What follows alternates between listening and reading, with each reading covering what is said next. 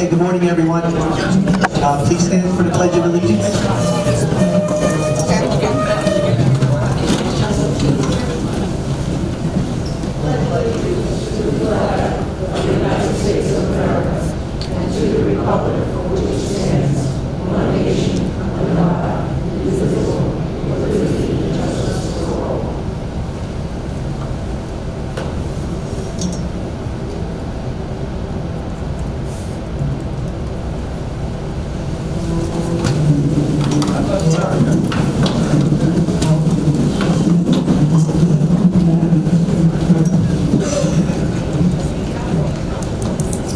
Okay, everyone, so thank you for coming out this morning.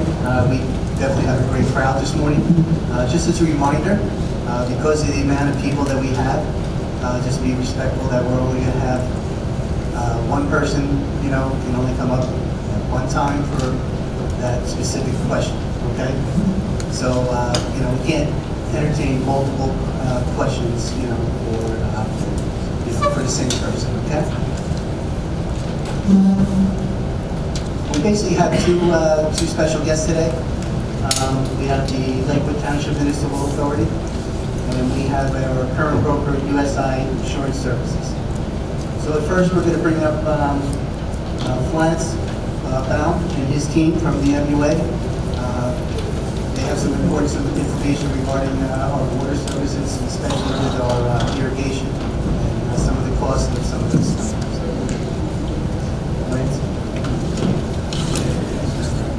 Thank you very much. Good morning, everybody. I know everybody's really here for the insurance folks, not for the water people, because the water people are important. So, but we're going to be as brief as possible. Does everybody hear me okay? Louder? Okay. I'm going to put the mic in my hand. Okay, that's good. Like I said, good morning. I want to thank the board and Tom, your community manager, for inviting us here this morning. We met with them a few weeks ago to discuss a few items, and they asked us to come to address the residents, which is always our pleasure. I think the last time I was here was in 2012 to talk to the crowd about a meter upgrade program that we did at that time. My hair was a little bit darker in 2012. I can tell you that much. And Tom looks younger than he did, but that's another story altogether. Okay, you had the picture? Good. So what I first want to do is I want to give you a brief history of how Leisure Village and Leisure Village East were built back in the 60s and 70s, and kind of bring you through a timeline of what happened back in those days and what's happening today. So most of you probably know that construction of Leisure Village was started sometime in the late 1960s. It was built by a guy named Bob Schmertz, who had a company called Leisure Technologies. Bob Schmertz was a resident of Lakewood. He actually lived on Hope Road at the intersection of Hope Road and Miller Road. I know this because my aunt's father bought his house at some point back in the 70s from him. And he, as far as I know, he was, if not the first, one of the first people to build communities in America for folks that are 55 and older. So he started the concept of retirement communities. So back in those days, in the mid or late 1960s, he purchased a property on Route 70, purchased these properties. And the Route 70 in those days was a two-lane highway, one way going east, one way going west. It was paved, but there was not much out here. It was mainly farmland. You had a lot of chicken farms, you had some stores, small stores, but there wasn't much here. So in order to build his communities, he had to develop his own water and sewer infrastructure. What he did was he drilled a deep well, which is right here on Buckingham Drive, which we refer to as Well 2, which is soon going to be Well 23, because we actually just re-drilled the well, as many of you might know. But he drilled a deep well off of Buckingham Drive, and he also built his own water infrastructure. And he actually had a small sewage treatment plant here on site, believe it or not, which has since been eliminated. Actually, sewer treatment is now regional for the most part in the state of New Jersey. Local municipalities, utilities really don't treat sewage anymore. That's become like a regional business.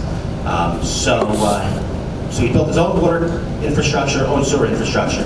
Back in those days, there was no Department of Environmental Protection. There was very little regulation in terms of how you build these things. So he built it, he owned it, he operated it, maintained it, and he did things as economically as possible. That's how it was built, because it was his.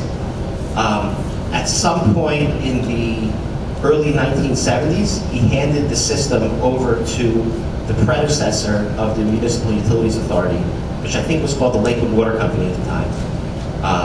And they took it over. And then in 1977, we were created, the Municipal Utilities Authority. And we took over that infrastructure, which also included infrastructure north of here, north of Route 70, down New Hampshire Avenue, Route 88, Woodland Manor. I'm just trying to paint a historical picture before we get into why we're here today. When he built the system, so you have water distribution mains that go through the community, and off the distribution mains you have an irrigation system. When he built it, there was no, firstly there was very little mapping. Tom will tell you that whenever something happens here in the village, we have old construction maps that go back to the 60s and 70s, which have been updated as years have gone by. But the mapping was very crude, not always accurate. And when he built the irrigation system, there was no really distinction between the irrigation lines and the service lines because he owned everything and operated everything. So there was no reason for him, let's say, to install meters or anything like that. And like I said, he did everything economically. When the system was handed to the Utilities Authority, there was an arrangement that was made back in the late 70s, I guess, or actually even before that, in the early 70s, that because there was no metering on the irrigation system in Leisure Village and Leisure Village East, the villages would pay like a flat fee, an annual flat fee for irrigation. And that's how that would be handled. And that arrangement has been in place from then till today, till 2025. So it's almost 50 years with that arrangement. Okay, so we're at 1977. Let's fast forward 40 years. So in about 2017, we had to renew what's called our allocation permit. We're issued an allocation permit by the Department of Environmental Protection, and that tells us how much water we can pump and distribute. And there's monthly reporting that has to be submitted to the state of New Jersey. I'm sorry, there's weekly reporting, monthly reporting, and annual reporting to the state of New Jersey. And we're only allowed to pump so much water. So in 2017, we wanted to renew our allocation permit. And the state of New Jersey took a look at our numbers, what we pump versus what we bill for. And just to give you an idea, to use round numbers, we pump approximately 1 billion gallons a year of water from our different sources. So they took a look at how much we pump, and then they saw that we're only billing for about 800 million gallons worth of water. So they said to us, you're missing 300 million gallons of water, approximately. I'm sorry, it was about 700 million. So we said, well, we know this, and we can't tell you this definitively, but anecdotally, the water that is used for irrigation in the two big retirement communities, Leisure Village and Leisure Village East, is unmetered, and that 300 million gallon discrepancy is the water that's used for irrigation. So DEP said, well, you got to prove it, because there's no reason to increase your allocation if you're losing that much water, because your job is to find that water. So what we did was we did what was called the leak detection survey. We surveyed approximately 125 miles of water main, and the leak detection survey concluded that there were 6 small leaks. There were 5 fire hydrants that were leaking, and there was a leaky valve somewhere which we fixed right away. But it concluded that the 300 million gallon discrepancy is indeed from these retirement communities, because the water has been unmetered for all these years. So DEP accepted that. But what they told us was, you have to install meters in the irrigation, in these 2 villages, to meter the irrigation usage, which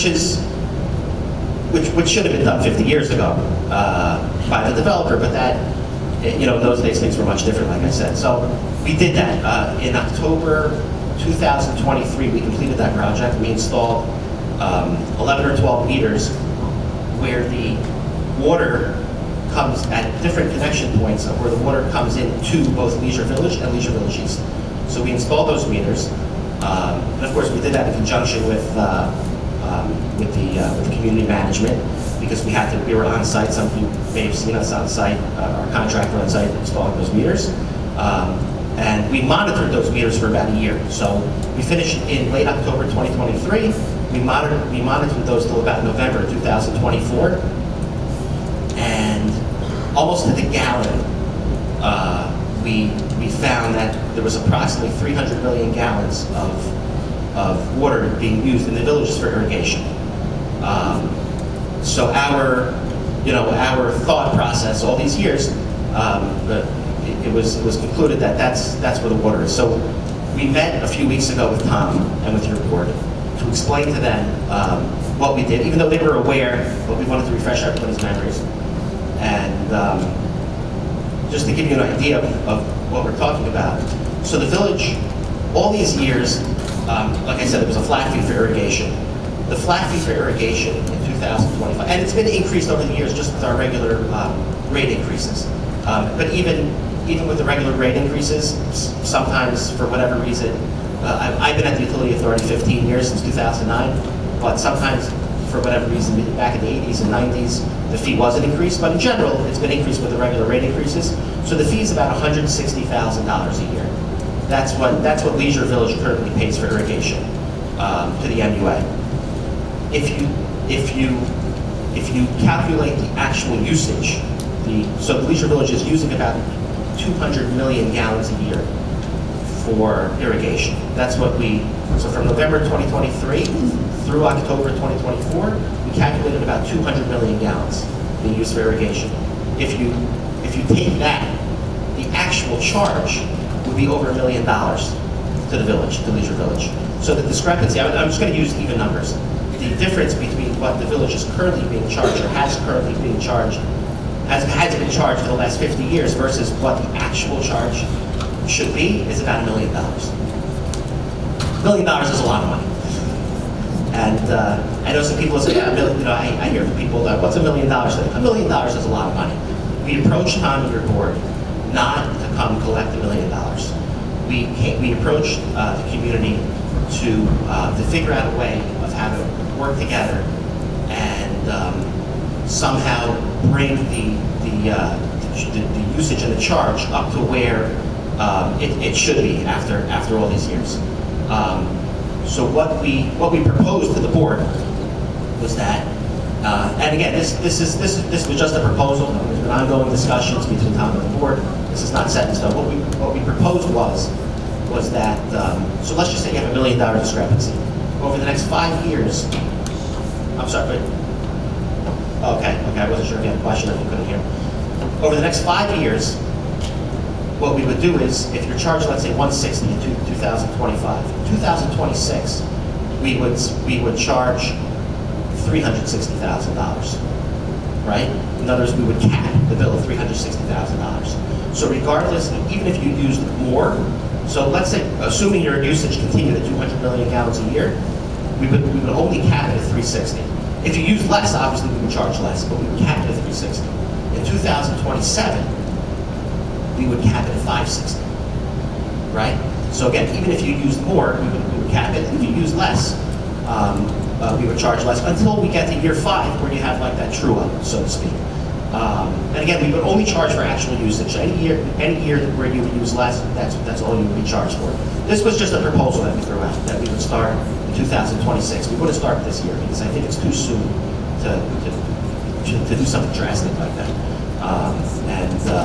And again, we're here really in the spirit of cooperation. We're not here to collect money, but we're here to just advise everybody what's happening. And again, these discussions have been ongoing. Nothing's been set in concrete yet. But that's, I'm going to say, the summary of what's happening. Now, when we met with your board and with Tom a few weeks ago, by the way, Adam Ponzi is here. He's our authority engineer.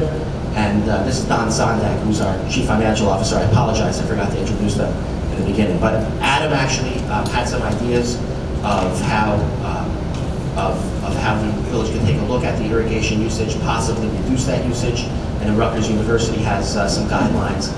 Tom is well aware of these things. Tom's been in the game for a long time, so you know, it's not like we were telling him anything new, but Tom is aware of these things.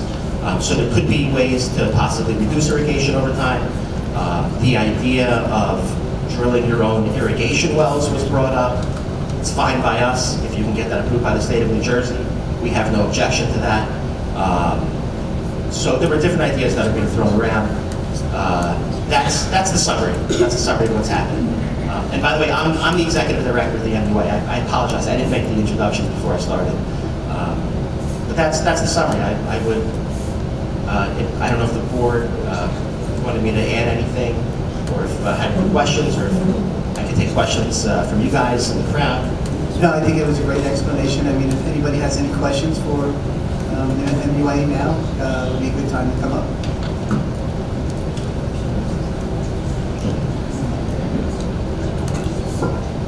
Good morning, Alice Lloyd, 657 Plymouth Drive. First, before I start, I know that this has been weighing on the Board of Trustees, and I want to appreciate your negotiations that you are doing in our favor for our village and for our residents. Thank you, Tom. Thank you, the board. I know that this has been an ongoing problem and that you worried about this quite a long time. With that said, there's something that has been bothering me for years. I'm an owner since 1996, April 1st. Over the years, I am fortunate to have a husband, so I have 2 people in a baronet. From what I understand, correct me if I'm wrong, we all pay a flat fee for 10,000 units of water every month. I use mine pretty close to the 10,000, and in the summertime, I do go over till about 11 or 12 because I'm an N unit and I water all my flowers and the grass. But I pay for the extra usage. That's the important thing. I pay for the extra usage, plus my regular.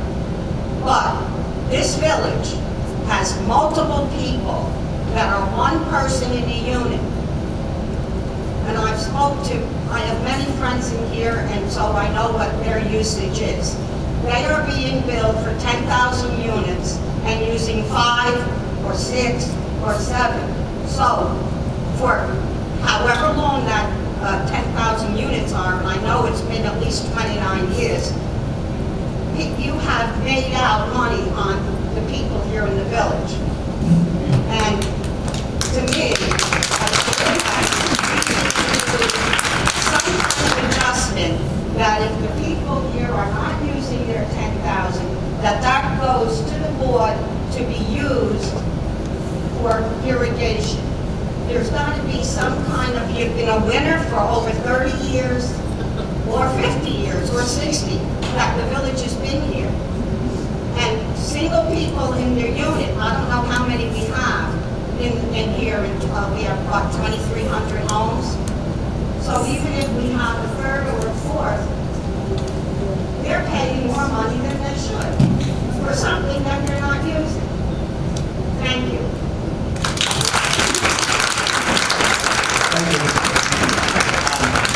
So I can address that. I can address that. I think that's personally, it's not the first time we've been asked that question, and if it's okay, I would address that just to give you a little bit of a, just to kind of explain the method behind the madness, if you will, of why the fees are set up that way. Personally, thank you, Alice, for your question. I appreciate that. In the utility business, whether it's water, sewer, gas, electric, there are different ways to set up your rate structure. Some utility companies, whether they're MUAs, water and sewer, the gas company, the electric company, charge a monthly meter fee, right? The concept behind either a minimum allowance rate kind of setup or a monthly meter fee is that, and by the way, it's not only, let's say if you have one person in the unit that uses less than the 10,500 gallon allowance, some people go to Florida for the winter, and they're not even here, right? So I want to throw that out there also, right? let's say you have a unit, and the unit's empty the whole winter, they also pay the minimum usage charge. I want to explain to you what the method is behind that. In the utility world, whether or not people use the water, whether or not the unit's occupied, you still have to pump the water, treat the water, distribute it, and the water has to be available, right? So I'm just going to talk about water. I'm not talking about gas and electric and that stuff yet. But the water has to be available, right? Now, some utility companies factor what's called a vacancy rate, right? They'll say at any time, let's say, we'll have a 10 or 15% vacancy rate. So therefore, the people that, let's say, aren't home during the winter, or the people that use less, right, might pay less at that time, but everybody else pays more. So what happens is that you need a minimum amount of revenue in any business, but certainly in utility business, in order to do what you need to do.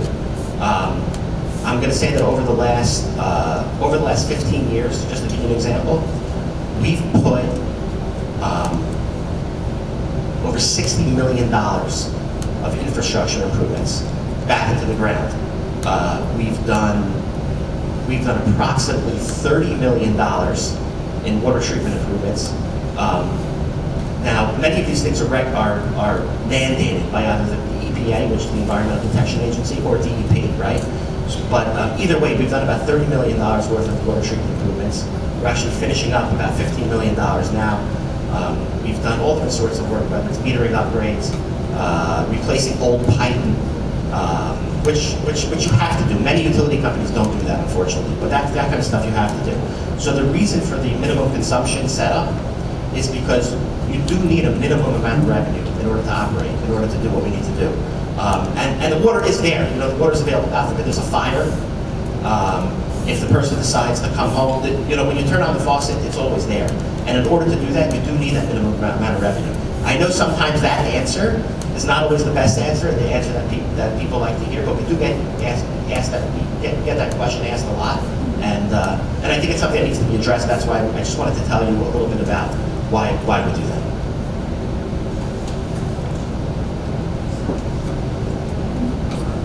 I am Irving Rundell, 554A Sheffield. We have sprinkler systems throughout the whole community, right? We have sprinkler systems throughout the whole village, correct? And they come on a timer, correct? I know mine comes on at 11 o'clock, just when my watch is signed up. Why does it come on when it's pouring out? Pouring out. I was told, well, it's on a timer and we have to, so we just can't shut it off. There's nothing you can do about that? I'm the president of the farm club. I've never seen a farmer down there in the rain with a hose in his hand watering his tomatoes. It just doesn't happen. It just doesn't happen. How much water could we save if somebody said, don't put the sprinklers on tonight? Chris is gonna make it. It's raining out. It's gotta, you know, every little bit helps. Okay, so we do have what's called rain sensors on many of our clocks out there. In light of the new information we received from Lakewood MUA, we certainly understand that more initiatives need to be in place to reduce that usage. We weren't armed with this kind of information in the past, but now we are. But the way most rain sensors work, they have to collect a certain amount of rain in order to trigger the system off. So you can set them quarter inch, half inch. So unless that sensor has detected a certain amount of rainfall, it's not going to shut the system off. Additionally, our systems are not smart systems. They're not hooked up to Wi-Fi, Bluetooth, or anything like that. They're still the old conventional clocks. So they don't know. They're just turning on as the time comes. So they're turned off manually, is what you're saying.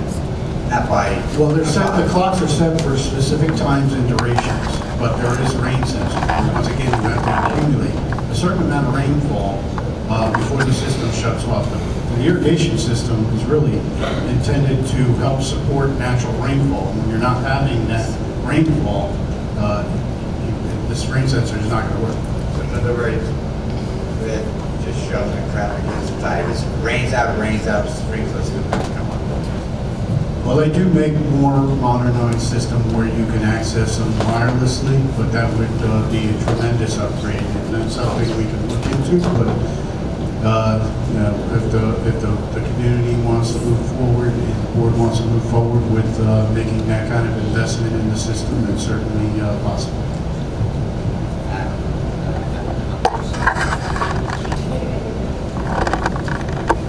Profile 549B. I just have a question. You mentioned drilling our own irrigation wells. Is that something you're going to explore? Well, it's actually something that we explored in the past. We never really moved forward with the engineer, but we did have discussions with the engineer in the past. Some of the biggest obstacles, aside from getting approval from the state, is really having an understanding of how your irrigation system connects presently to the main system. And we don't have that information. It could be a huge undertaking that may not be cost effective. Okay, but so how would you find out the numbers of what is there a way to get some idea? It could be cost effective in the long run. It could be. It's something, you know, once again, we just received this Right. information, so there's going to be a lot of discussions moving forward. What are our options here? What can we do internally to perhaps reduce that usage, isolate areas that may not actually need the irrigation? Certainly, any rear. So it's not on the table. It's not, definitely not off the table, but we're going to have to continue to look at that. I just jumped in for a second. Also, that's a fair question. I just wanted to add that I did mention that you know, one of the options that were thrown on the table by Tom and the board was to drill, and like Tom mentioned, it's been mentioned in the past, to drill your own irrigation well. That was an option that was thrown on the table. I think that, like Tom said, it is a huge undertaking. I mean, you're talking about a project that's not a few $100,000, it's millions of dollars, millions and millions of dollars, besides for the approval from the state of New Jersey. So it's probably not the best option, although, you know, we're okay if that's, you wanted to explore that. But that's also one of the reasons that I said previously that we're not going to start this year with any new charges, because there are a lot of options and a lot of things that need to be considered, whether it's reducing irrigation usage or other alternatives. Kathy Stillwell, 561C. Thank you for your presentation. I'm Kathy Stillwell, 561C. Thank you for your presentation. In my previous life, I was the director of a building company, so I have a couple questions on the irrigation. Some of the communities that we built, we used retention pond water for irrigation. So is there any consideration to the multiple lakes that we have, being able to use that water as part of the irrigation, supplementing it, you know, in some way? So that's my first question. So I don't know if to answer that, that would be fine by us. That's something that, you know, would have to be investigated internally by the community management. That's fine by us. it has been done. If So it we can be don't done. Realize that. So the other question that I had is, you're talking about a minimum water charge domestically for each unit. You're saying that the reason for that is you have people who go away in winter, maybe one person in unit, two people in another. Why wouldn't, when we meet the minimum amount, which we know summertime we're going to more than meet the minimum amount because we're using the irrigation, why aren't the costs then reduced because you have met your minimums? So that's a good question. But there's a distinction between the charges of domestic charges and irrigation charges. And I just want to, I didn't say that the reason we do that is because people go away in the winter. The reason we do that is because the operation requires a minimum amount of revenue. So therefore, the calculation that was done, and by the way, it goes by meter size. So everybody here, let's say, has a 5/8" meter. You have a minimum allowance of 10,500 gallons. In larger homes where you have larger meters, which the minimum allowance is greater, and the fee is higher. So the minimum, that fee allows us to feed you that minimum amount of water, and for us to do that. If there's anything over that, then we have to produce more water, right? So that's. But we're talking about the overall community. Right. We know probably from May, maybe October, you're going to more than meet your minimum amount. No, so actually, the residential users in this community are fairly consistent. They either meet the minimum or are just below the minimum. The irrigation usage is different. It's separately metered, the rate's different, so this irrigation usage is completely different and separate from the domestic usage. The residential users are very consistent throughout the year because, you know, unless, I mean, you have people that water their flowers and stuff in the summer, but that's not a big use. So they're always fairly consistent throughout the year. But if they are consistent, then why do you need a premium in order to justify a minimum? If it's consistent, that doesn't make sense because it's consistent. So I think that I don't mind having a conversation like this, but so there's really a couple different ways to look at it because what I'm saying is that in order for us to do what we do, to give you that minimum, right, we have to collect a certain amount of money. There are other ways to do it. It's not the only way to do it. There are other utility authorities that charge, like I was saying before, monthly or quarterly meter fee, right? Regardless of how you skin the cat, I'm going to call it, right? Whether you charge a meter fee and then charge by the 1,000 gallons, which some utility companies do, the amount collected needs to be the same because you still need the same amount of money. We actually spoke about a few years ago changing our rate structure to reflect some sort of monthly or quarterly meter charge and then charging everybody by 1,000 gallons for actual usage, which we're able to do now because we have automated meters, whereas in the past you couldn't charge everybody for actual usage because the meters didn't read by the gallon. So we've spoken about that, but the amount of money that we need to collect in order just to start the operation of the boarding is going to be the same. So it's just a different rate structure. It's just a way of structuring the rates. Thank you. Hope you consider the retention pond issue, Michael. This is still, I can remember you. I think you used to live on Lanesville Road? Brick Road, yeah. I have a question. I think I brought this question up at our meeting. You said the state has a regulation, right? One guy like you in charge of the whole state. Unfortunately, there's too many people. Okay. Now, does a red flag come up when Lakewood comes up? Does it say Lakewood's using so much more water than every other part of the state? Does that come up? As far as I know, no. Don't you think that they're building too much in Lakewood and they're using too much water? You know, do you have meters in all these other places, like the one that they're building next door? Do you have an irrigation meter for that place there? So let me address this. We can talk about building and construction if you want. Every new residential development that's been built, let's say over the last 15 years since I'm at the utility authority, the majority have their own irrigation wells. So we do not build for irrigation because they have their own irrigation wells, which were approved, prior to construction by the state of New Jersey. Many of the commercial buildings that you see in the industrial park do not have their own irrigation wells, have, let's say, either separate meters, irrigation meters, separate irrigation lines, and we do bill for the irrigation. So to answer your question, yes, we bill for irrigation, unless somebody has their own irrigation well. So out of this township, why did you pick the two major villages to get tested? Why did you pick some of these other villages? You're saying that 300 million gallons are coming from the two villages. Well, this village.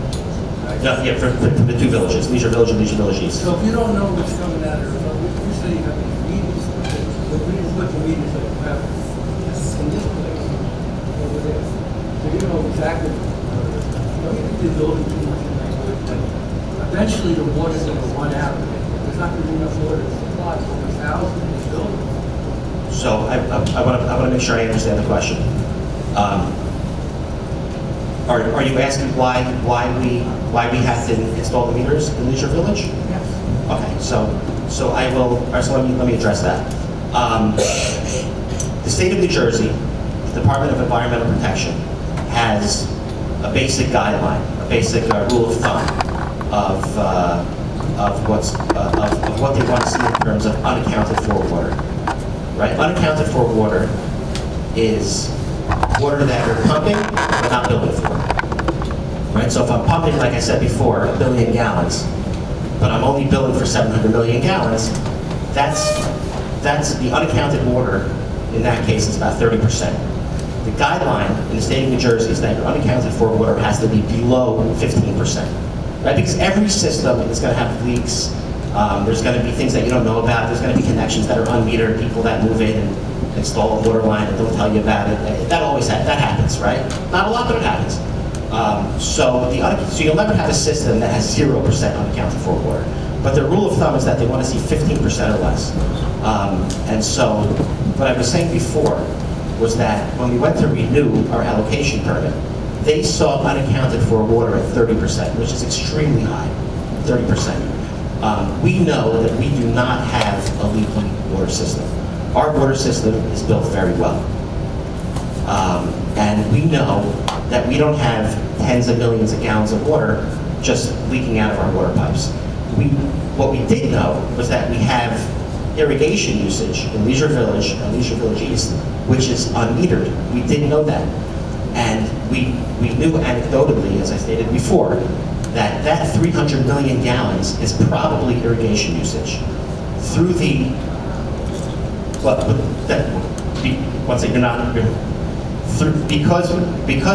through the leak detection survey that we conducted in 2017, it was evidenced that we were correct, that the system is not leaking. We don't have leaks all over the system. And that the water is cut, the unaccounted for water is the irrigation usage. After we installed the meters, and let me just explain how the meters work. All our meters in Leisure Village are automated, our residential domestic meters I'm talking about. So we can tell you by the gallon how much water is coming out of every single unit in Leisure Village. So let's just say our system says, okay, there's 1 million gallons of water, domestic water being used. But the meters that we installed at the connection points reads 2 million gallons, right? So we know that 1 million is irrigation because it's not in the houses. So we know a million gallons is irrigation. That's how we calculate that. So that's why we install the meters. Because by state regulation, we have to be, and by the way, our unaccounted for water after we install the meters is, I'm not even sure if it's 5%. It's very, very, very low. So the unaccounted for water was the irrigation usage. And this is not a situation that the board created. It's not a situation that Tom created, and it's not a situation that I created, or that any of us did. This was built almost 60 years ago now like that. So that's why we're here today. Just one more question. So say you have 100 small developments, right? And they have your irrigation systems, and they're not monitoring that water. Isn't that water just like ours that's being used, and you're not monitoring it? So maybe the 300 gallons, maybe part of it's coming from those sections there, not all ours. Okay, so that's a good question. If you have your own irrigation well, those numbers are not included in that whole calculation. Because if our pumping figures are, let's say, 1 billion gallons, and our metered consumption is 700 million gallons, that calculation only involves water within our system. If you have your own irrigation well, that doesn't come into play at all. That's not included in those numbers.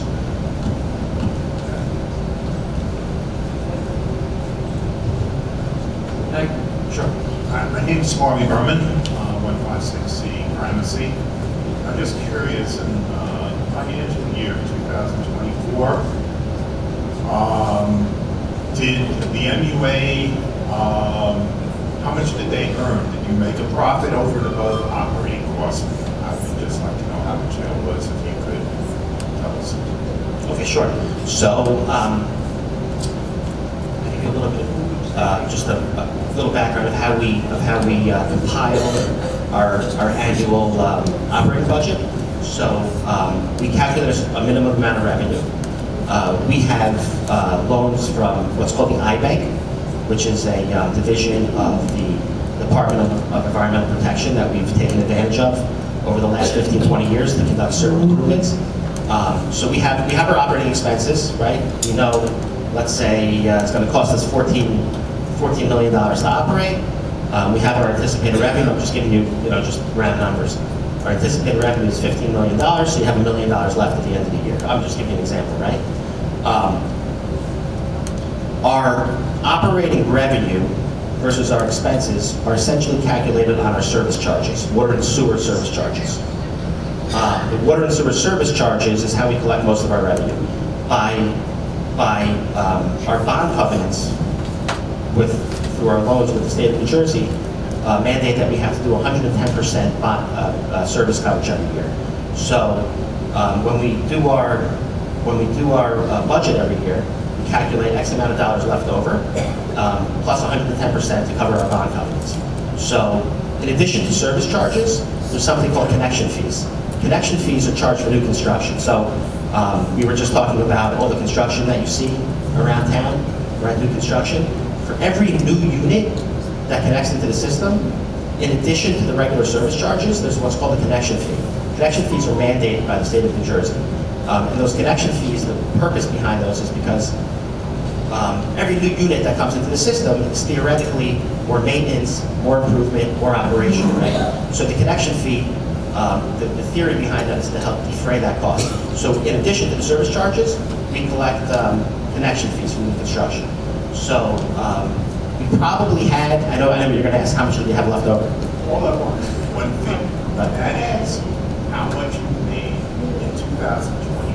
What did you report to the IRS that your profit was, that you paid taxes on? I just want to think. Sure. So Don can correct me if I'm wrong, but it was probably close to $1 million in 2024. Yeah. 900,000. I don't have the exact number, I apologize. Just under $1 million for 2024. Yeah.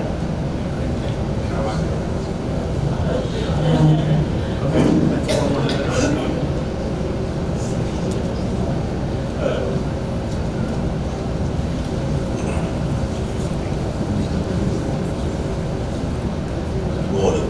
Richard Parker, 20B Buckingham. Right. I guess I'm speaking on behalf of everyone, I hope I am. It comes down to everyone in this room, the bottom line.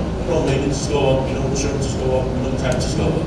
So if you say in 2026, price of doing business with the water company goes from $165 every 3 months, 10% is another 16, 40% of our bill turns into a $200 a quarter bill.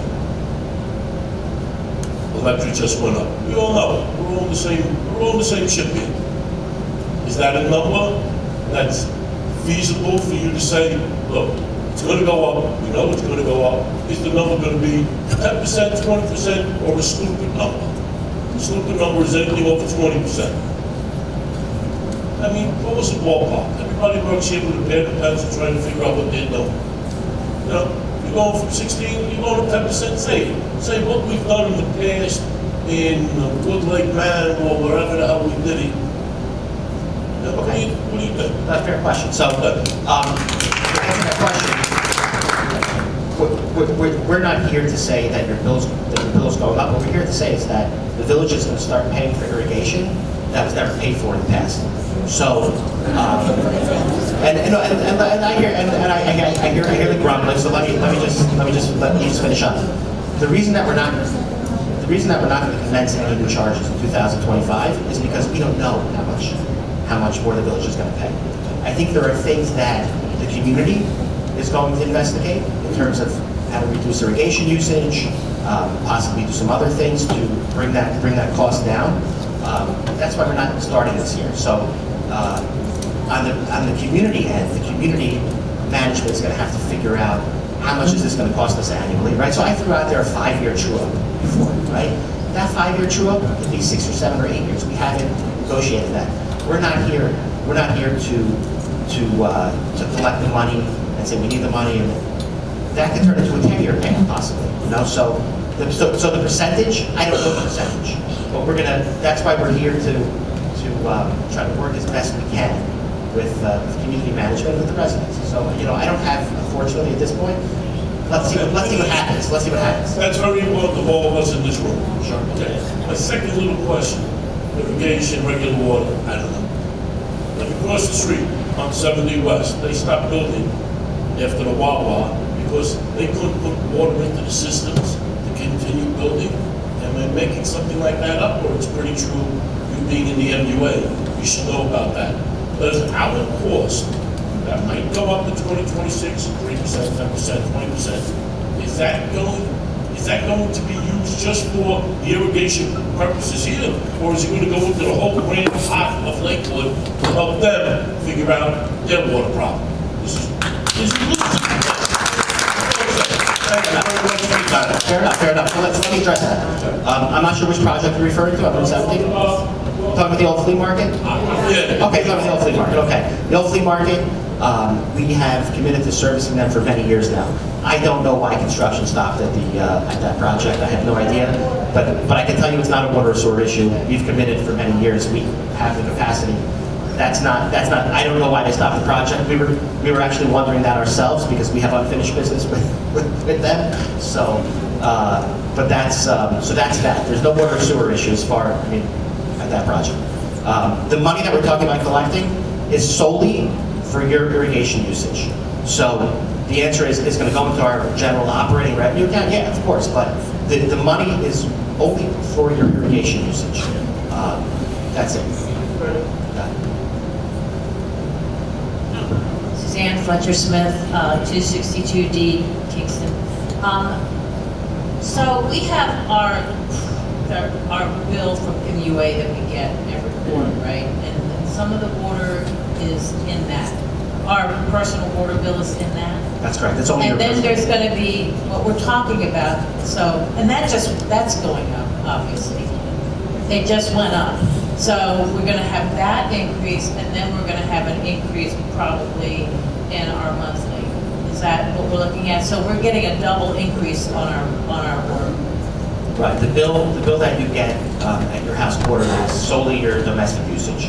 The irrigation usage is paid from the larger community account. I'm going to say. Yes, so that's our monthly HOA fee is going to go up also because of this, continually. And we know for it until the end of time, until we're all so poor, we can't live here anymore, basically. Okay.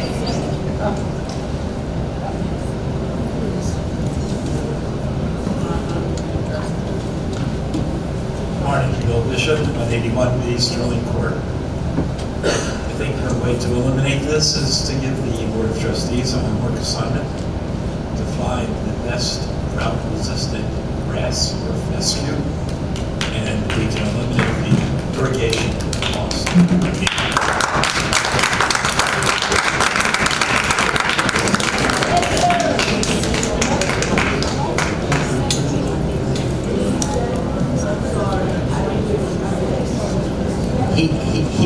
He said that there are different types of vegetation, fescue, grasses that you can use which don't require as much water, which has also been a discussion in the past.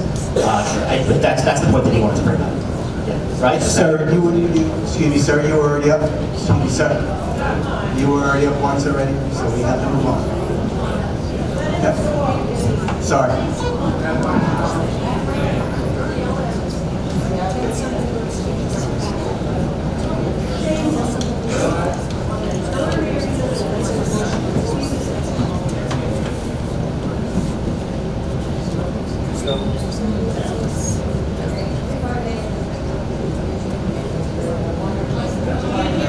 Please speak into the mic. I want to address what the gentleman was talking about with leaving, as far as it's raining and pouring, and the sprinkler systems are going on. You guys pay for the sprinkler systems, right? We don't. But we do pay for it in our HOA. We make up for it in the HOA. We may not be getting a bill for it, but we will pay for it. So in 2004, legislation was brought into effect, which refers to, and I'm sure the attorney knows this, Public Law 2024, Chapter 299, Chapter 299, Public Law 2024, that requires those with an automatic lawn sprinkler system to install an automatic rain sensor or smart sprinkler for water conservation purposes. So my question is, who installed the sprinkler system, the rain sensor? Who manages the rain center? And also, who makes sure that the rain sensor is set at a half to 3/4 inch of rain, which is law? You can't have it going here a half an inch, there an inch, back there 3/4 of an inch. It all has to be censored at a certain amount, correct? Is that correct? So who does that? So our service department Who goes around to make sure that, our sensors are set? So I'll try to answer that question. Okay. We have 2 irrigation technicians within the grounds department that maintain the system, replace heads, adjust the clocks. So the rain sensors, for the most part, are set at the lowest, which I think is a 1/4 inch, not 3/4 inch. So they It's a half an inch. Yeah, the ones we have here are set at 1/4, the lowest setting on it. But their function is to check and make sure that the batteries are good and the sensors are working. So when it reaches a half an inch, that gentleman's sprinkler shouldn't be coming on. Right, but the sensor has to at least sense that much rainfall. If you didn't get that rainfall, it's not going to work. Correct, but he says it's pouring. I don't think he's lying. He says it's I'm not saying you pouring didn't rain get it, outside. but the sensor has to detect a certain amount of rainfall. So should his sensor be checked? How often, by the way, are those sensors checked? It's usually annually, like this time of the year. Okay, so now that he's saying that, so is that what we should do? If our sprinklers are coming off when it's raining, should we let you know? Well, absolutely, let us know. Okay. Okay, all right, thank you.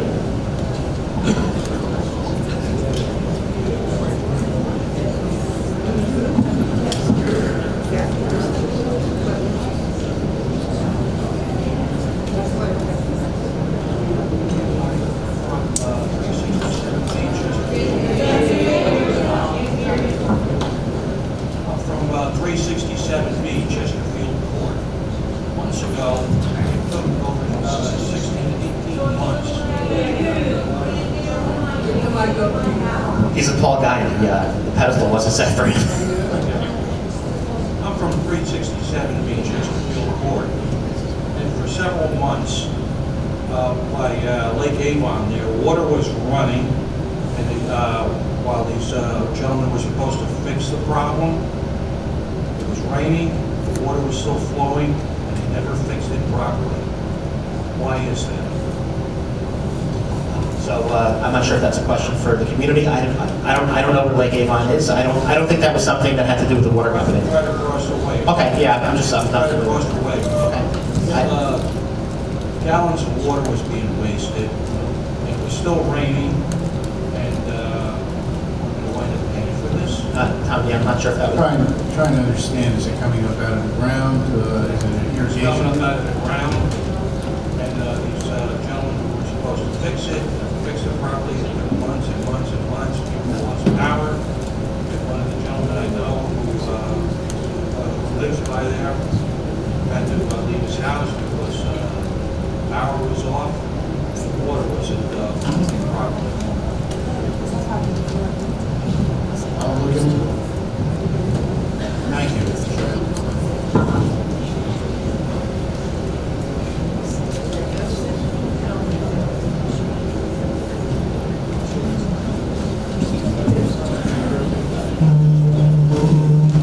Hi guys, Cindy, 218A. One of the things I want to say to everybody here is when you see a ton of water outside, you've got to call in, there's probably a geyser. One of the heads are broken and it's squirting up, and that's where a lot of water is wasted. I've reported a bunch of them, and then they come out the next day and they fix them. So I just want to say, if you see big puddles, that's not normal.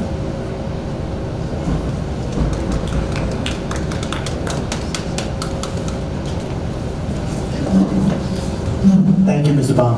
Okay, sure. Appreciate your information. I think there's one. All right, last question. I'm Anne Marie Gillespie, 353D. I can attest to that, the geyser. I had one. Regarding the sprinkler, this probably isn't for you, for the board though. Regarding the sprinkler system, I know they're checked, but when they're on in the evening, I just happened to hear it because I went into my bedroom and I thought a pipe had broken in my house. because the water was hitting my house. When I went outside, thank goodness, then the sprinklers went off at midnight. The water stopped, so I knew it was the sprinklers. Just thank goodness. Well, that was a whole other story. But if someone can't hear that well at night, or their bedroom is on the opposite side of where the sprinkler has broken, how do we know that the sprinklers tops popped off and then we're having geysers between 11 and midnight when hardly anyone is out? So how do we know that we have, broken sprinklers? Well, typically, if there's something broken with the head, you're going to see it created some sort of erosion around that head. So But if it's grassy area and people normally are maybe sometimes walking around the circumference of their homes, how are they going to know? The grass will be matted down. There'll be signs of erosion in that area. It's usually pretty visible. Okay, but I'm just saying, if someone doesn't walk around that area, or the sprinkler people going to know that through there, how are they maintained? Like, are they checked periodically or just at one time a year? Usually at startup, they're doing a full evaluation when they're firing up that particular zone. They'll take a look to see if anything has to be corrected at that time. But throughout the summer, they're usually addressing work orders that are reported. Now, when they're in that area, they will fire up that zone or multiple zones to check them as well. Okay, so someone has to advise you of an issue. Because you did your annual check, there was no issue. Yeah. 2 months later, they could have popped off the sprinkler. Very likely. We have situations where even after hours, someone has someone help them move a unit out. They'll pull a car up on the lawn. They'll break an irrigation head or a pipe that we're not aware of. So it's very helpful when the community is working with us to report this stuff. We have probably 150, 160 acres of treated area that we fertilize and maintain. We cut the grass. It's also irrigated. So it's a large area for just 2 guys. Oh, okay, thank you.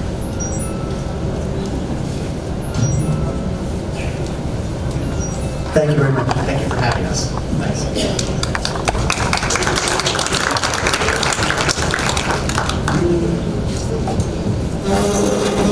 Okay, next up we'll have USI Insurance. The board has gone out, we've put this out in other meetings, let you know that we were looking at other brokers, primarily because we felt that we were having some service issues. We needed our manager to be more engaged with the insurance carrier, and we went out to 2 carriers, 2 brokers, USI and Acrisure. The board chose USI.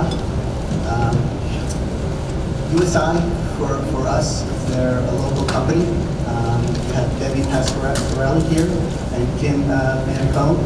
Debbie is the Senior Vice President for USI. And we have some information that we'd like to talk about, especially like our insurance rates, and they're here to help us get that information to you today. So with that, I'd like to have Kim Manicone come up first.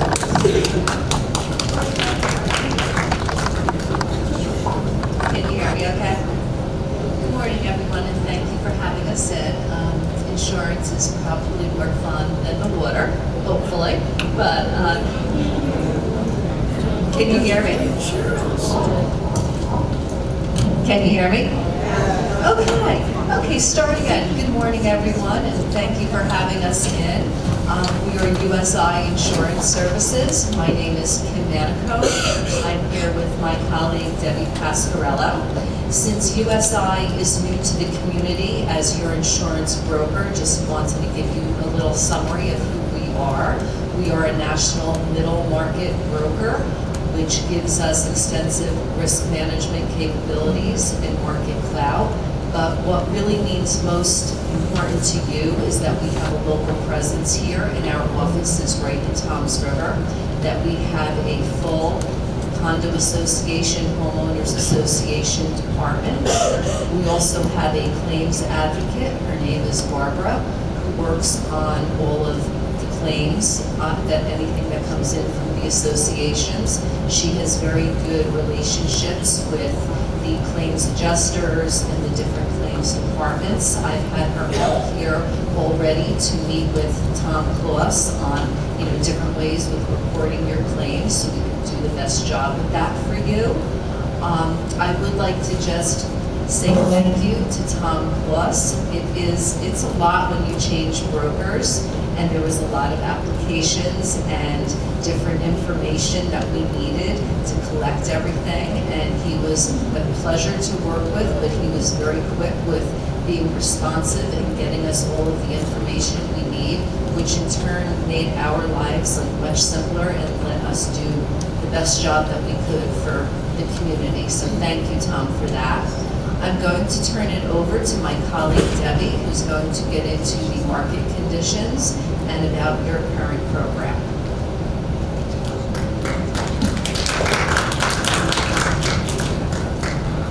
Kim didn't tell you she's worked with me for 25 years. So. Dating ourselves. Hi, I'm Debbie Pasquarello. I have been with the company for 41 years. So, and all I do is community associations. I've dedicated my whole career to finding out the best solutions for our communities. So it's been an interesting career. I do want to commend your board on interviewing the brokers. There's only a few insurance companies that would write a community of your size, and so it makes a really big difference who the professional is that they hire, what are our experiences, our capabilities, and how much are we going to work with your board to try to help prevent claims and come up with other solutions to try to keep your premiums down. It's a tall task in this marketplace. It's very difficult, but we want to have a long-term relationship as part of your professional team, and that's our goal. We will work hand in hand with your board and your management company to do all kinds of things. We'll bring someone out that will do inspections and look for slip and fall hazards and any kind of property safety issues they come up with. But we do that all at no additional charge. Some companies will send a different independent company out and charge for it, but ours is part of our team. He used to work for an insurance company, so he knows what they're going to look for. So that's all a good part of what we do. I'd like to talk to you a little bit about what's going on in the insurance marketplace. I'm not sure how many people have paid attention to the different news going on, but we're getting hit from about 3 different directions. The first is widespread national disasters. We had 2 really bad hurricanes this summer, and then the wildfires in addition to tornadoes and things, and natural disasters just keep on happening. You think you're going to have a good year, and then, wham, they happen. So, and those, even though people say, well, it didn't happen in New Jersey, insurance companies buy reinsurance because they need to pass off some of the risk. They can't keep it all in-house. There's only a handful of reinsurance companies nationwide. So everyone feels the pinch when there's a big loss happening, a big disaster. Everyone's going to pay a little more for their reinsurance. So unfortunately, it affects everyone. The other aspect of it is the cost of construction has gone up considerably. Mainly since COVID. We were hoping it would calm down, but a lot of things have not bounced back to where they were. So we have increasing cost of materials, labor issues, and supply chain issues. What that means is it costs more to rebuild after a loss. We had a good-sized fire last year, and they estimated $400,000 to rebuild. It cost $600,000 to rebuild. So that insurance company had to go back and reevaluate the values they were putting on the buildings. So we're seeing values go up drastically. The other thing is, as communities mature, and we're a very mature community, there are water claims and roofing, and it's very important that your community is staying on top of those replacements. We work with them on what improvements have been made to your community over the years, and that's part of our information we collect. And then we put it all together and try to paint the rosiest picture we can of your community. That helps us in our renewal negotiations and even going out to bid to other carriers. We have insurance companies that will no longer write community associations. 2 years ago, we lost 2 because it wasn't profitable for them because of the many losses. And then we've lost 5 that will no longer write frame communities. They only want fire-resistant buildings. So we're basically down to 3 really good community association markets. So it does limit the options that we have for you. So, and the other thing is Tier 1 wind is a new aspect of insurance over the past few years. Tier 1 wind used to be Monmouth County, Ocean County, Atlantic County, and Cape May County. Now there's 12 counties, but you were already in a Tier 1 wind. But with the different wind losses we've seen, the insurance companies have adopted what they call percentage wind deductibles, and that's percentage of the building value. The good thing for you is your buildings aren't large, so the percentage of your building values are not going to be drastic. So with the bigger buildings, it's way more difficult. We've also seen an increase in non-renewals. Communities of this size have been targeted. If you've got losses and you've had some, that they may be getting non-renewed, or if they stay on your renewal, they're going to give you a big rate increase. So it's a lot of difficult things. We've also seen an increase in the size of liability judgments. We just had one this past 6 months settled out. A woman fell in a pothole, broke her ankle, hit her head, had some considerable injuries, but she got $3.6 million. That is the highest judgment I have seen in my 41 years. They're real, they're happening. It's unfortunate that they don't realize they're suing themselves. Everybody in the community does take a hit when something like that happens. So those are some of the issues that we're seeing. So not a fun marketplace. Anyway, you did get delivered from your prior broker a good size increase. They increased your values, they increased your deductibles, so your community is going to self-insure a little bit more. And it was, your values went up, your deductibles went up, your premiums went up. We found an alternate company that had a lower increase. All the other conditions remained the same. Your values went up, your deductibles went up, your wind deductible tacked on. They looked at things like how many losses you've had. You've had quite a few losses in this community. So the initial reaction from the company we used, Philadelphia Insurance Company, was they declined to quote your business because of the number of losses and the size of your community. We have a very good relationship with them, and we went back and negotiated, talked about all the positive things going on in this community, and they agreed to write it. So that we were very pleased with, and we will continue to represent you in that fashion. We're hoping there will be a softening of the insurance market in the years to come. We were hoping this was the year, but with the losses that have happened, we might have to wait another year or two. But we did get you the best possible rate with the best possible coverages that we could find in the industry. And like I said, we represent all the players. The other thing is we're going to be coming out with our risk assessment manager and in a few months, because we want to make sure that we are ready for your next renewal. And we will go through the community with, he'll probably spend about 4 hours or more going through your community and looking for anything that maybe your board of maintenance people haven't seen from an insurance perspective. He's got insurance company eyes. He's going to look at what is the insurance company going to look for. And then that doesn't get shared with an insurance company. That's internal. We'll share it with your board, and if there's something that they can improve that can help going forward in preventing claims, that's always a good thing, because preventing claims is your best way to keep your insurance renewal premiums from going up. The more claims you have, the higher the rates are going to be. So that's our goal, is to help you not have a bunch of insurance claims going forward. So, I'd like to take some questions.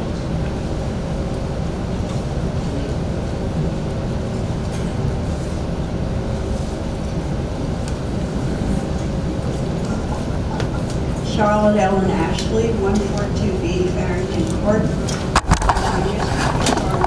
Are you speaking mostly about the hires? It's a collection. They look at the last 5 years of losses paid out, and that's what they go by. What other types of losses? I did not bring your loss runs with me, but we've shared them, Tom shared them with us, and they were shared with the insurance company. So, I'm very concerned about fire issues because, we're joined and one unit has a fire and they're taking out the next one. Right. And there are various causes. I think 10 out of our last 12 fires have been cigarettes, but you can't really control that situation. Is there any way to fine people or something if they're smoking and careless and burn down?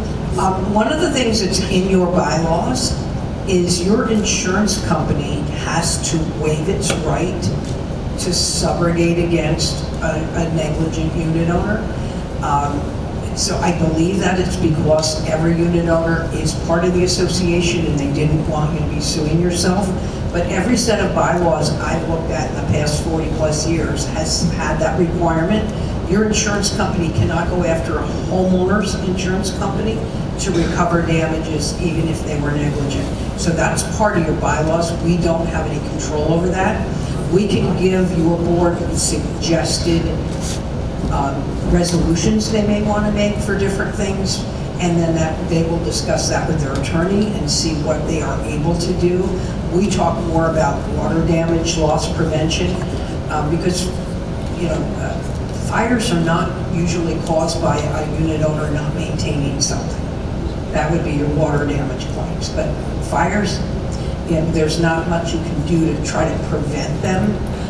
We've even had people that will go outside to smoke and they'll drop their cigarette in the mulch or the leaves under a deck and whatever. We've had several of those fires starting on balconies and decks and in mulch and whatever, but those are difficult to control.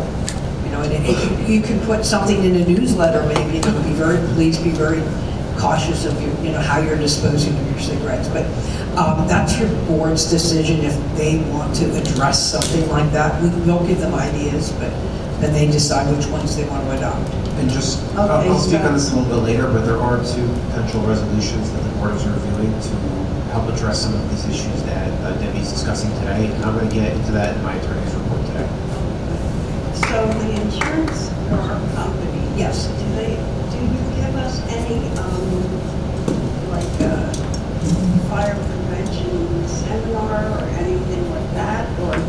We have our risk assessment department that has different articles we can put out.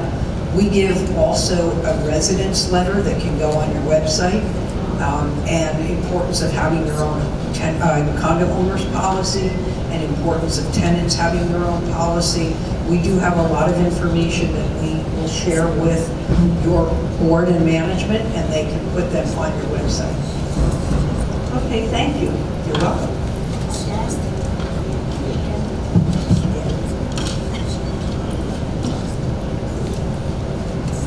Any other questions regarding our insurance?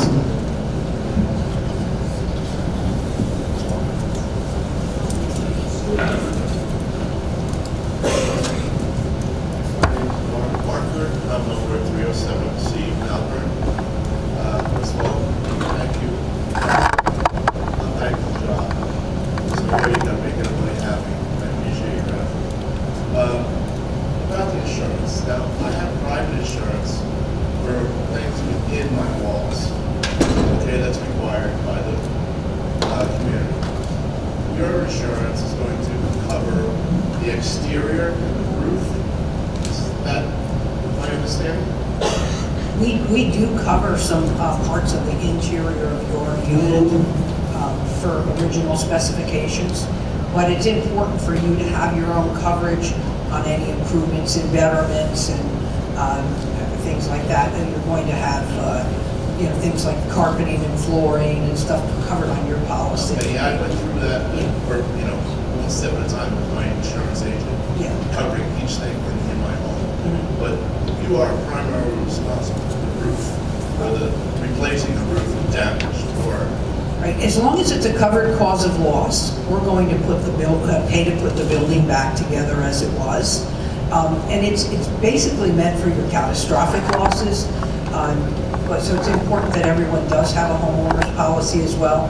But there's some components of the unit that would get paid to be put back from our policy. and the administration has put solar panels on some of the administration buildings. Okay. Okay, they'll be covered under your policy, correct? Yes. So, Once it exceeds the deductible. once, a solar panel is something that your insurance company will cover. Yes, if it's part of the building, right? Then I would like to suggest that we consider solar panels on the individual units to try to put some of the money back into, you have an increase here, an increase there. Put it into solar so that our electric bills go down to nearly nothing, and we can absorb a little profit out of that all these raises. That is not an insurance question, unfortunately. Well, I That's just want to make sure that you guys cover solar panels. I don't want that to be an obstruction, saying that you can't do solar because the insurance company won't cover. Well, there are some things there will be some restrictions on it. I understand, this is just, I had to say it, because my last house, it was a large house, I had $300 electric bills, I got solar panels, the bill came down to like $50. So, my electric bill now is $150 depending on the season. If we don't have to pay that anymore, maybe people wouldn't mind so much these other increases that are like, unavoidable. Let's try to find something that's saving us a little money, rather than, we all understand things going up, but except our incomes. That's all I have to say. I think this should be considered solar panels for the entire community. Have people coming out doing contract work for the roofs every few years whenever they need it. There's different materials for roofs now, steel, non-fireable products. I think it just should be something to consider. Thank you, everybody, for your time. I believe my partner, Kim, has some additional comments.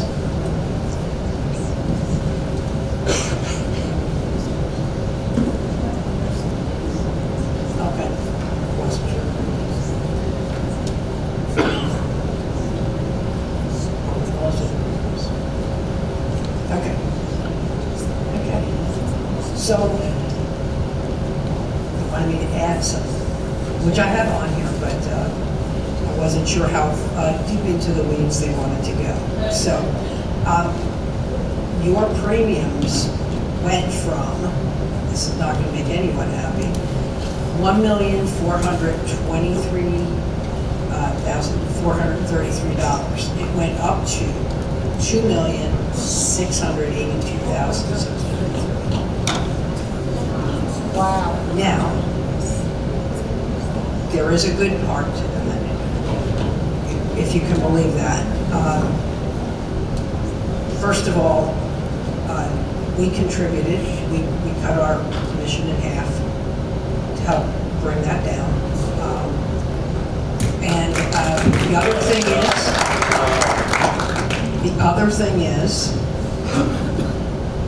your next step would have been surplus lines from the secondary market, and it would have been worse. So it was a save of a sort. It's not wonderful, but it is a save. And like I said, we did opt to cut commission in half to help with that shock.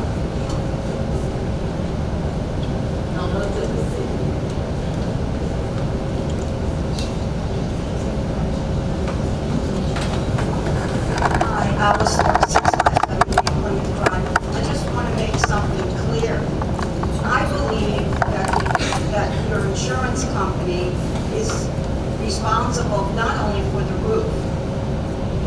as homeowners have homeowners insurance, from the walls in, the insurance company, meaning the village insurance company, is responsible not only for the roof and the trusses and the frame of the house. Is that correct? Right, I said there are even some components of the unit that are covered.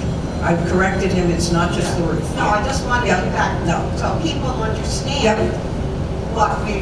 what's you're covered. Thank you.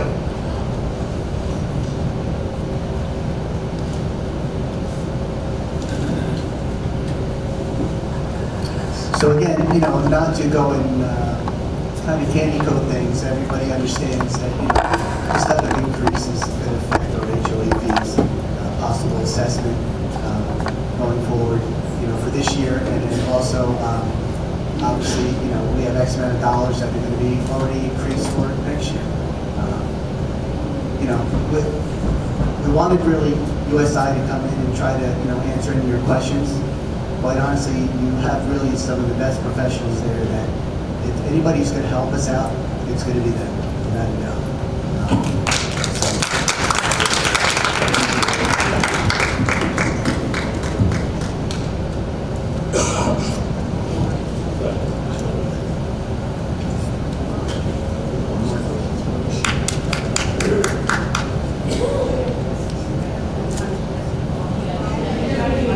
Come to the mic. Okay, this is really interesting because my husband and I bought a place here. First of all, you're going to tell your damn realtors to come up with the truth.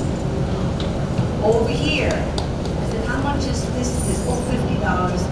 And they don't care, And second of all, I don't, it's our responsibility to find out how much things are. I added up all the costs of this place, right? First of all,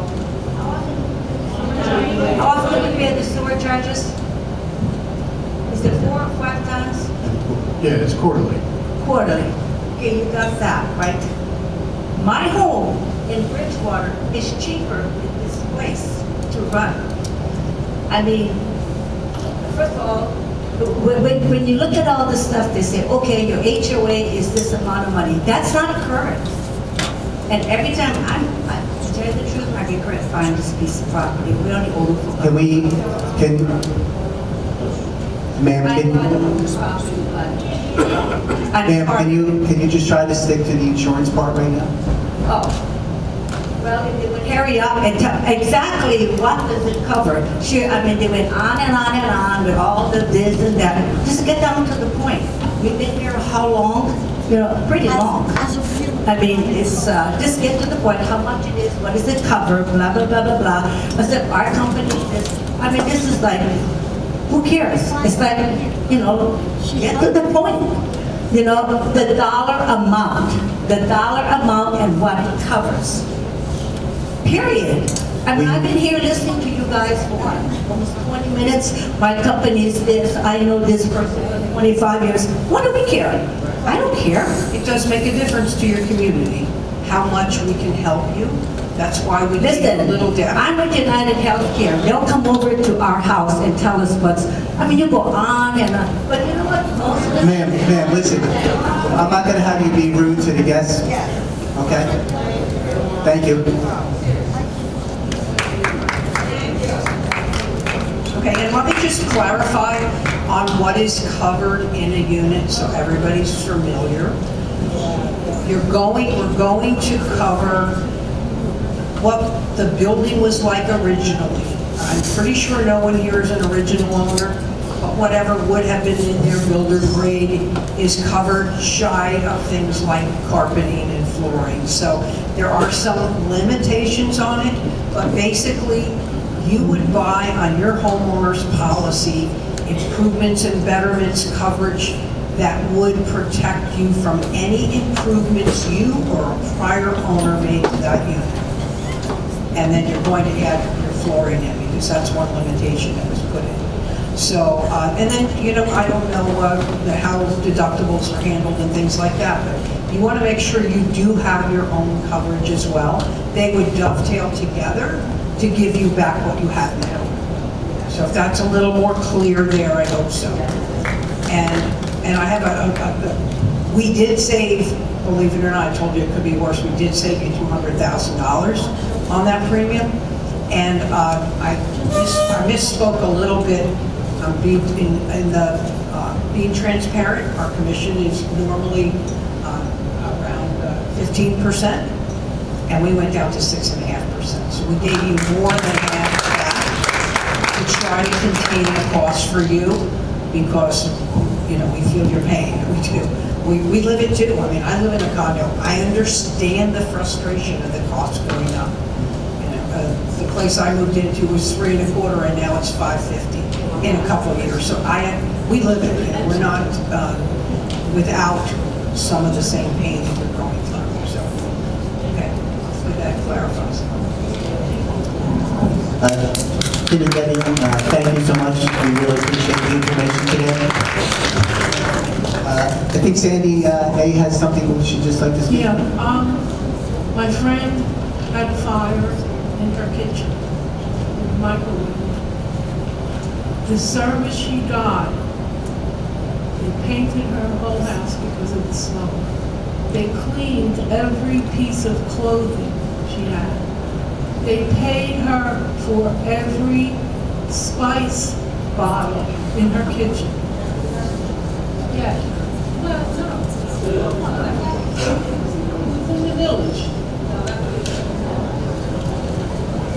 The service and the replacement is more than you would understand by saying just covering within your house.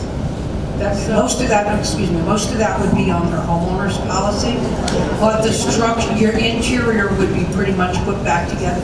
As I said, they're going to dovetail together. Your homeowner's policy is going to take care of your personal belongings and improvements and betterments you or a prior owner made. The master policy is going to take care of the structure. Yeah, she got new cabin. Yeah, sorry, I just wanted to.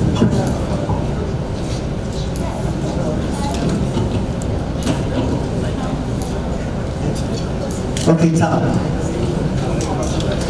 And again, thank you, Debbie. We're now going to discuss, have Tom go and read the two resolutions.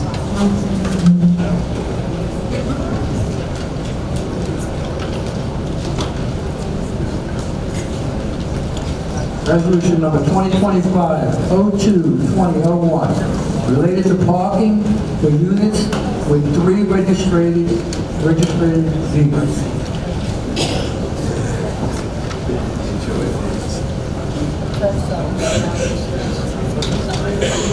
Good morning, everyone. Once again, the resolution before the board is in regards to parking of vehicles, specifically units with 3 vehicles. This is something that has been discussed in numerous meetings. The board president spoke about it. I believe it is reported at the quarterly as well. Basically saying if you have 3 vehicles, at least one of them has to be parked in your designated parking space, carport, garage, or in an overflow lot. It also provides a structure for fines for non-compliance.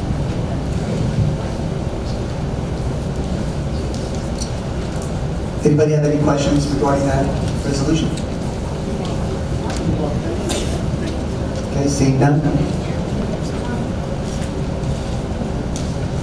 Tom, you want to read the second?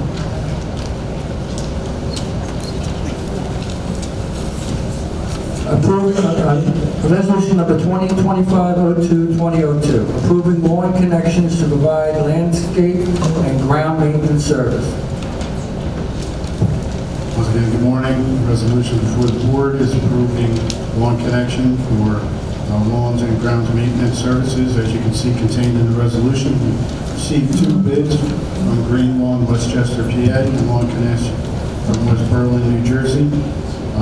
Each proposal outlined a 4-phase fertilization program. It also includes weed control and pelletized lime. In addition, Lawn Connection is offering nut sedge control, which is an issue here in the community in many areas, particularly the golf course. You can see the amounts contained in there for each one of the contractors. Based upon the board's review of the proposals and the contractors, we're looking to move forward with approving the resolution for Long Connection. Do we have any questions regarding this resolution?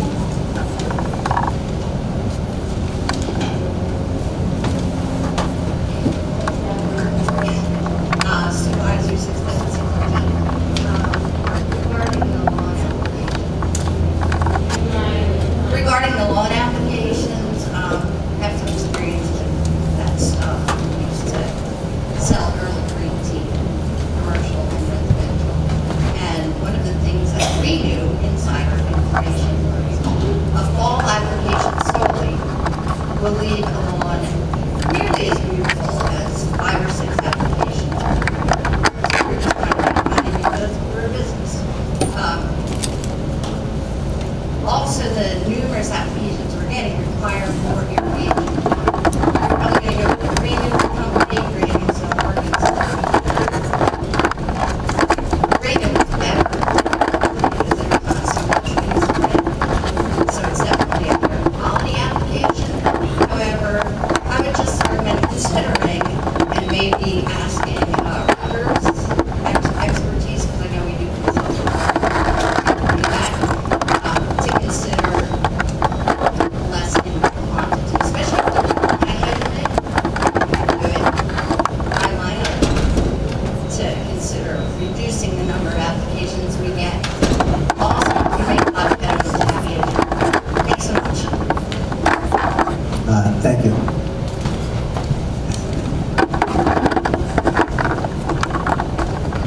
Okay.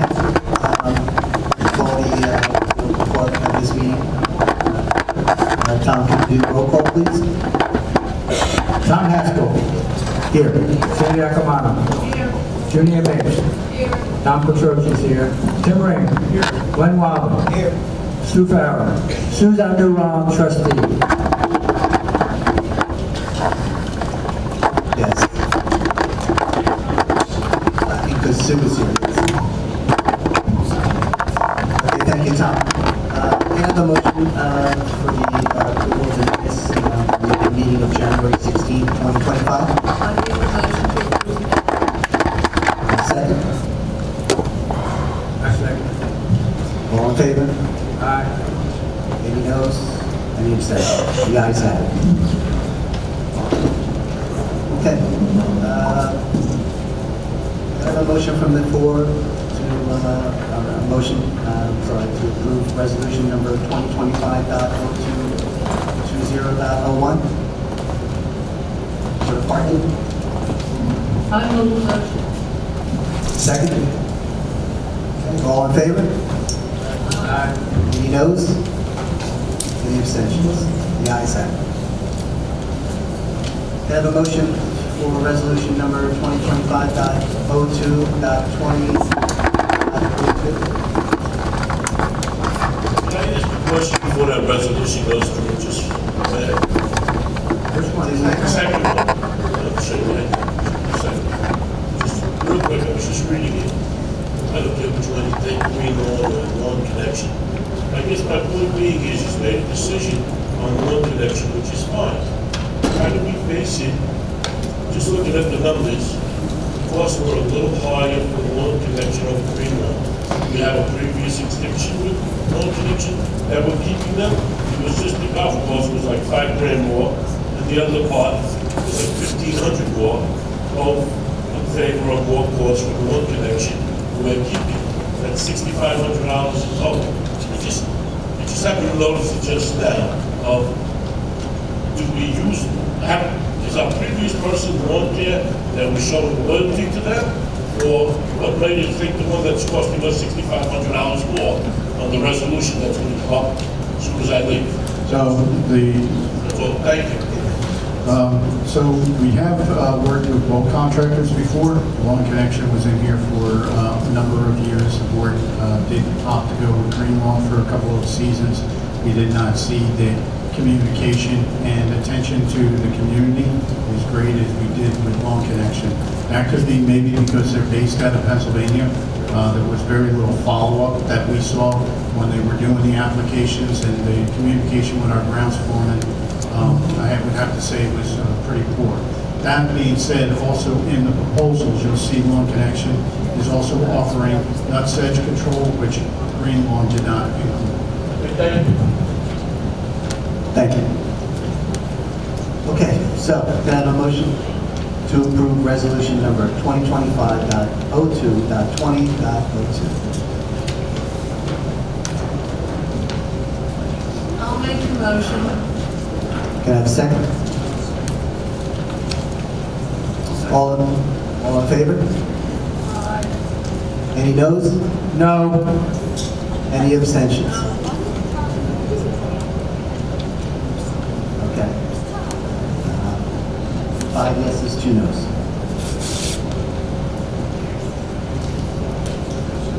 Okay, Judy, can we have our treasurer's report?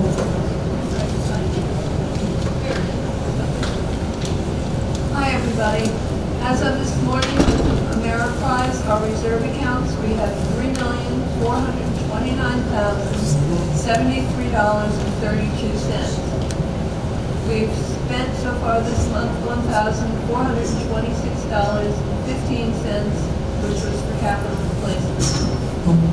Delinquencies up to 30, we have 189, 31 to 60, 30, and 61 plus is 87 units. That's my report.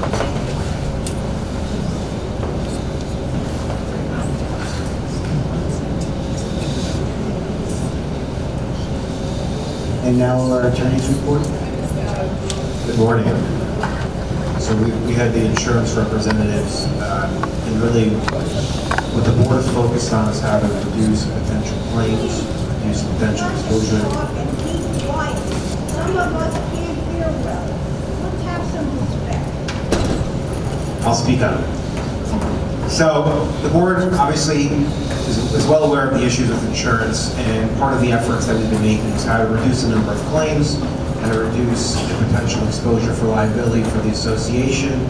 And so we're kind of going to be, really focused on that in the next coming months. One of the resolutions that we're working on is going to be in regards to mulch. As we discussed, fire start when people throw cigarettes and combustible materials such as mulch. There is a 3-foot area that the unit owners are responsible for maintaining, and they are putting in mulch in that area, which is close to the buildings.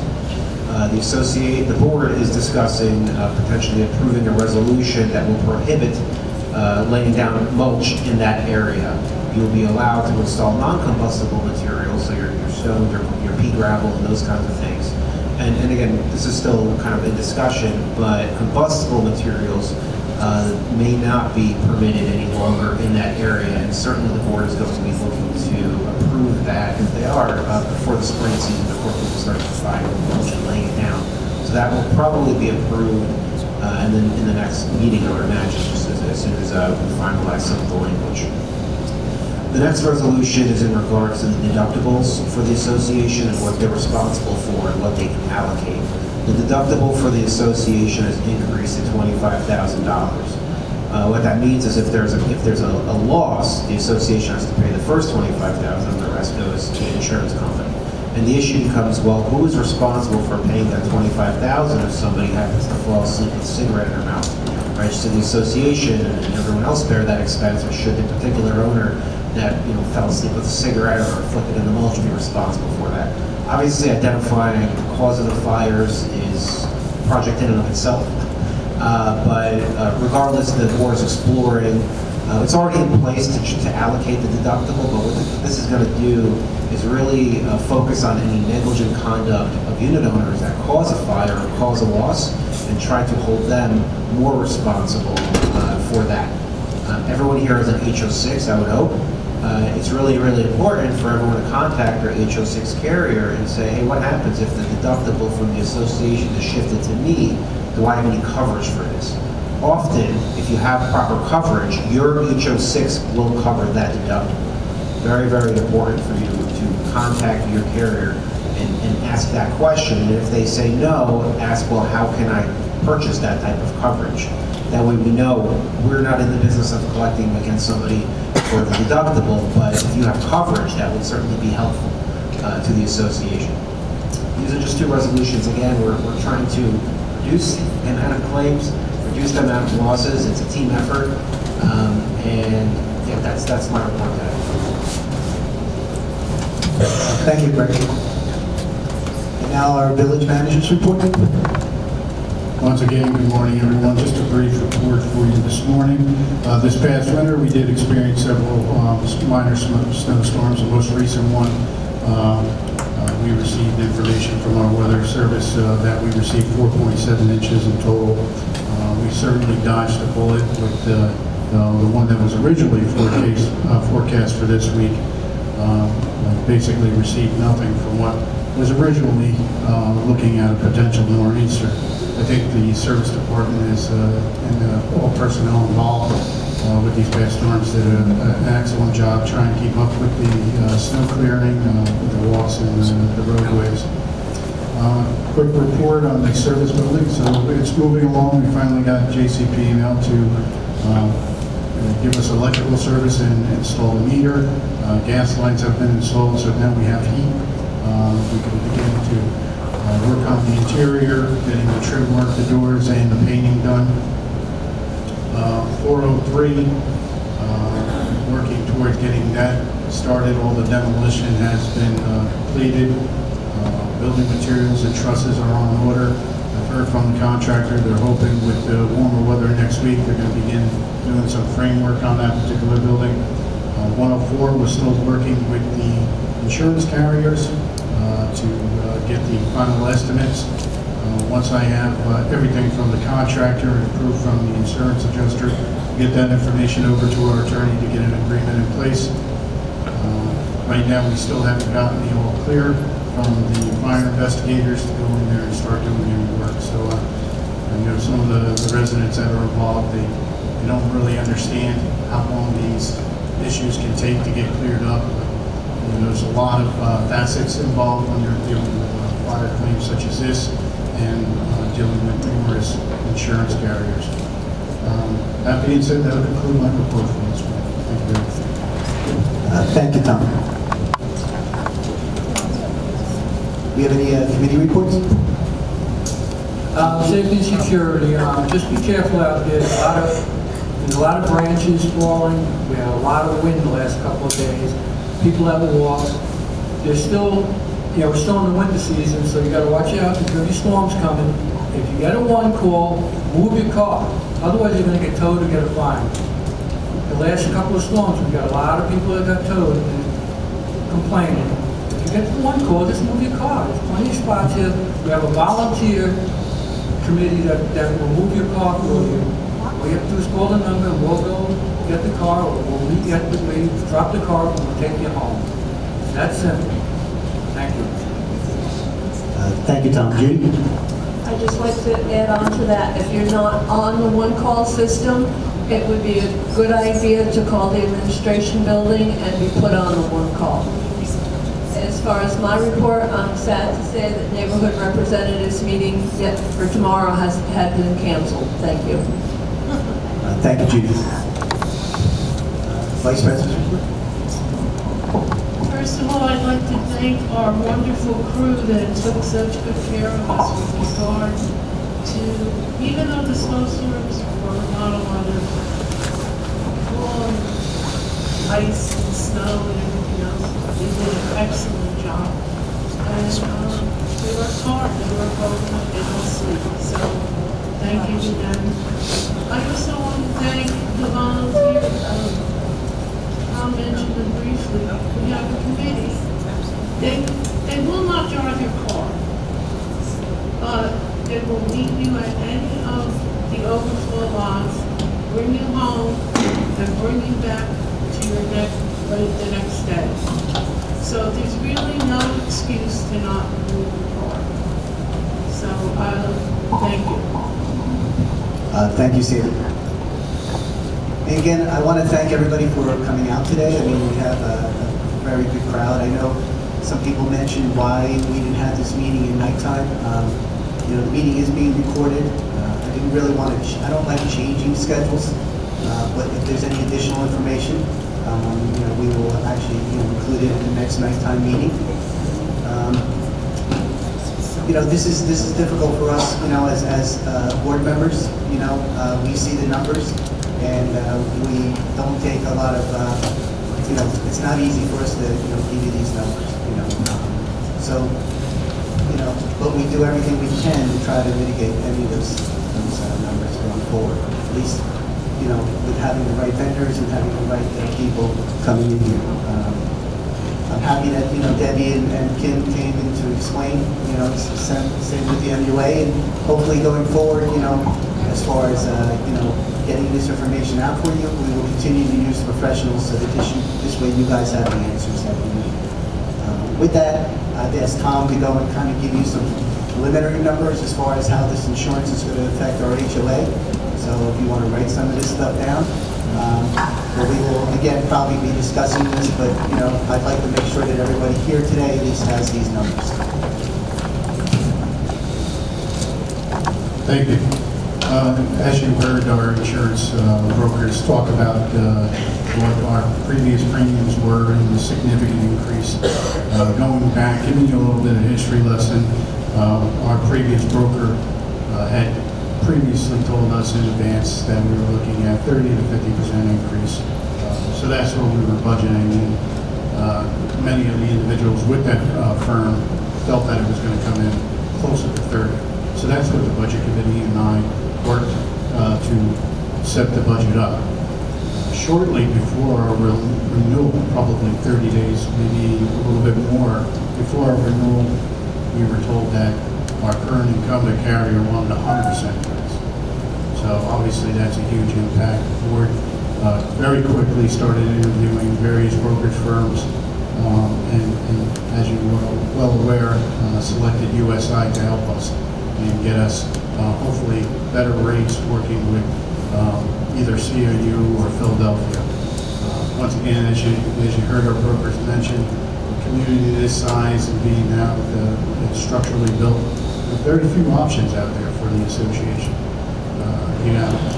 Philadelphia, CAU, Greater New York, and historically Greater New York has not even opted to write our association because they won't like writing communities that have lakes. So that has never been an option for us. We had Philadelphia many, many years ago. We had CAU for many years. Now we're back with Philadelphia. That being said, looking at what I have recently received from our brokers, our total premiums, all our package lines, would equate to 2.8 million, a little north of that. Our budget was 1,850,000. So we were looking at a very significant shortfall. And there's no way to sugarcoat this. We're looking at 835,000 short in the budget for insurance.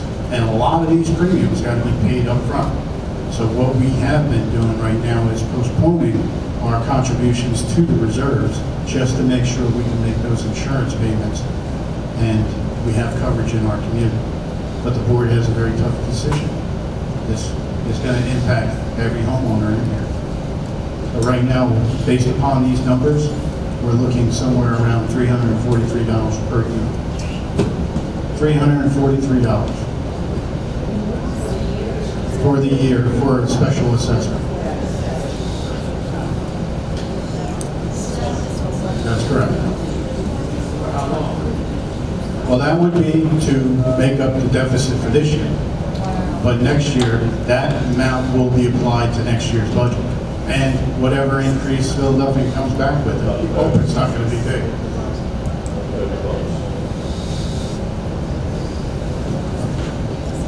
It's hard to field questions or statements from the floor.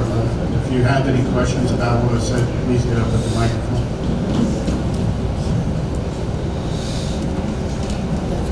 Yeah, it's fine. Suzanne Fletcher Smith, 262D.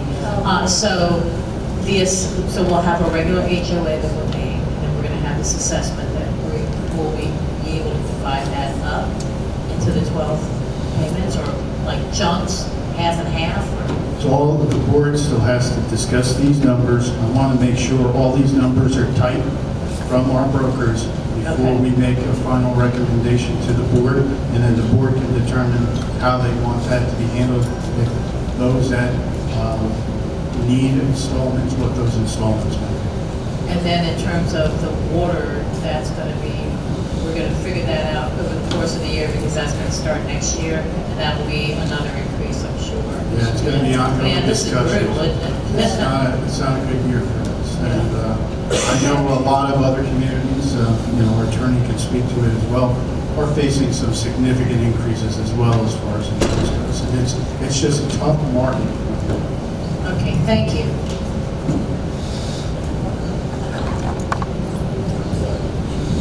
Any other questions for Tom regarding the increase?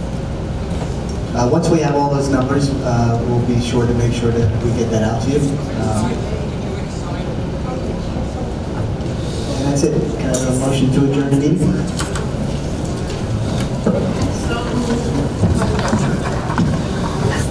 Meeting is adjourned. Thank you, everyone.